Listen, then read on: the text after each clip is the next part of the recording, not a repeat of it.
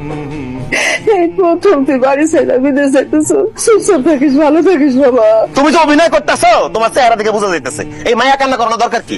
দিন রাত কানে কাছে চিল্লাইছো বিদেশ যা বিদেশ যা, এখন বাস্তবে বিদেশ যাইতেছি, এখন আবার যাইস না, আমার কষ্ট হবে। বউ ছাড়া করতেছো তুমি আমারে, বউরা রেখে যাইতেছি, বউ ছাড়া থাকতে পারো? ভালো থাইস, ভালো থাকার নতুন নাটক করবো আমি, কচুর মাথা। যাও, তুমি চিন্তা সরেন আপনি, আপনি আসল নাটের গুরু। কে কইছিল আমার পাসপোর্ট রেডি করে দিতে, ভিসা রেডি করে দিতে, বিদেশ যাওয়ার ব্যবস্থা করে দিতে? আজকে যদি বউ ছাড়া হয়ে থাকি তাহলে সেটা আপনি একমাত্র কারণ। আল্লাহর কাছে বিচার দিলাম আপনার জন্য গরজব পড়ে, আপনার মাথায় যেন আল্লাহ ঠাড়া ফালায়। বাবাজি, বিদেশে যা রাখবো উত্তেজিত হো না। রাখেন, উত্তেজিত হবো না। আমার বউ ছাড়া করতেছে, উত্তেজিত হবো না? আরে যে আপনারা চলেন তো আমার বউয়ের লগে। আমি যদি দেখছি আমার বউরে আমার অনুপস্থিতি কোনো উল্টা পাল্টা বুদ্ধি দিচ্ছেন, অথবা কোনো পুরুষ মানুষের কথা বলার ব্যবস্থা করছেন, সৌদি থেকে কোনো ব্যাটার ইমো নাম্বার দিচ্ছেন, একদম মনে রাখেন বিদেশ থেকে আমু পোড়ামর পিটামু, দৌড়ামর পিটামু, মনে থাকবো? ভাই তুমি কোনো চিন্তা করো না ভাই, তারপরে তুমি যাও, তোমার বউরা আমরা দেখে রাখুন, তুমি চিন্তা করো। চিন্তা তো ওইখানে কি যে করবা, কচুর মাথা ব্যাঙের সাথে আমার জানা আছে। আর তোমার সাথে কি কথা বলবো? তোমার সাথে আমার কোনো কথা নাই, কথা বলা ছাড়াই আমি চলে যেতে চাই, বিদায়। বিশ্বাস করো, তোমার ছাড়া থাকতে আমরা অনেক কষ্ট। না, তোমার ছাড়া বাঁচবো না। আল্লাহ আল্লাহ, শেষ পর্যন্ত আমি আমার বাবারে বিদেশে পাঠাইতে পারছি। আমার একটা মাত্রই পোলা। হ্যাঁ না, মানুষটারে সারা রাত ভাবছি, মনে হইতেছে মানুষটা যেন আমার সামনে দাঁড়াই আছে। ওগো, তুমি বিদেশে গেছো, বিদেশেই থাকো, তুমি আর আমার ভাবনায় আইসো না, আমার আর বিরক্ত করো না, আমারে কাজ করতে দাও। হ্যাঁ না, আমি তোমার ভাবনায় না, আমি বাস্তবে তোমার চোখের সামনে দাঁড়ায় আছি।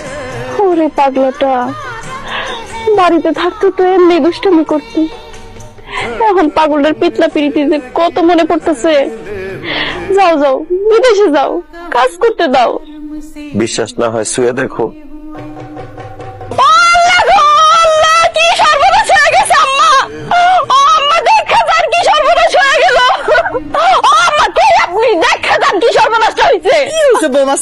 করতেছে কেন? মনটা ভালো না। এই বেটা কেডা? আমার হানিফের মতো দেখতে। আম্মা, আমি কোনো বেডা না, আমি তোমার কলিজার টুর কাহানি। এই, তুই বাড়ি উঠানে কি করস? কাল কানা তুই বাড়ি থেকে গেলি বিদেশ যাবি বলে, তুই বিদেশ যাস নাই? না আম্মা, আমি আমার হেনারা ছাইরা বিদেশ দেখতে পারি নাই আম্মা। বিশ্বাস করো আম্মা, আমি এয়ারপোর্টে ঢুকার পর আমার ভিতরটা কেমন জানি হাহাকার করা শুরু করছে। আমি যেই দিকেই যাইতেছি, যার দিকেই তাকাইতেছি, সবাই আমার হেনার মতো লাগতেছে। এরপর আম্মা আমি যখন বিমানে গিয়ে বসছি, আমার কানে শুধু চিৎকার আসতেছে।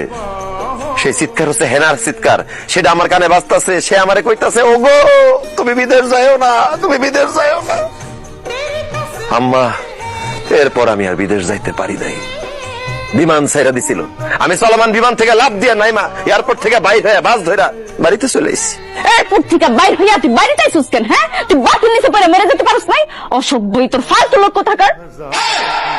আমার আব্বা এত কষ্ট করে তোরে বিদেশ পাঠাইছে, আর তুই সব টাকা নষ্ট করে বাড়িতে চলে আইছস। আমরা আরো রাতের বেলা কান্নাকাটি করতেছিলাম যে তুই 5 বছর পর দেশে আবি, আর তুই সকালবেলা বাড়িতে চলে আইছস। কি করবো? হ্যাঁ না, কাল রাতে তোমার সারা এক রাতে আবার 5 বছরের মতো লাগছে, তাই আমি তোমার কাছে সুইটটা চলে এসেছি। একটা কথাও কবি না বাবা, আমার পোলা বলে বলতেছি না, তুমি যত খুশি হলে গালাগালি করো, আমি কিছুই কব না। আর এই কাজের জন্য তুই একদিন পস্তাবি। হ্যাঁ অনেক, তুমি কাজটা খুবই খারাপ করছো।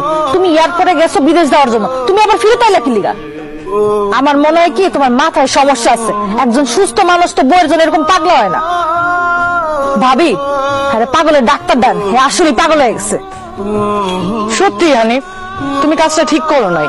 এই যে তোমার বয়স্ক শ্বশুরটা কত কষ্ট করে টাকা পয়সা জোগাড় করে তোমার বিদেশ পাঠাইলো।